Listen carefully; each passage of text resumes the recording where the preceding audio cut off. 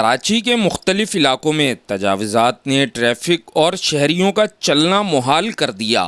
لیاقت آباد ڈاکخانہ چورنگی پر ٹھیلوں اور پتھروں کی بھرمار، رش کی آڑ میں لوٹ مار کی وارداتوں میں اضافہ ہو گیا، جبکہ ناظم آباد اوور ہیڈ برج کے نیچے خانہ بدوشوں نے اپنی آماج گاہ بنا لی۔ تجاوزات کی وجہ سے شہریوں کے چلنے کے لیے اب فٹ پاتھ بھی میسر نہیں۔ یوسی 41 کے چیئرمین معیز احمد خان کا کہنا ہے کہ تجاوزات کے خلاف متعدد بار لینڈ ڈپارٹمنٹ کو درخواستیں دے چکے ہیں۔ صبح تجاوزات کے خلاف آپریشن کیا جاتا ہے تو شام میں دوبارہ تجاوزات لگ جاتی ہیں۔ انہوں نے کہا ہے کہ تجاوزات کی وجہ سے سڑکوں اور گلیوں میں عوام کا چلنا پھرنا دوبھر ہو گیا ہے، جبکہ انہی تجاوزات کے باعث شہر کی مختلف شاہراہوں پر ٹریفک جام بھی معمول کا حصہ بن گیا ہے۔ یوسی 41 کے چیئرمین کا مزید کہنا تھا کہ تجاوزات کی وجہ سے علاقے میں اسٹریٹ کرائم کی وارداتوں میں بھی کافی حد تک اضافہ ہو گیا ہے۔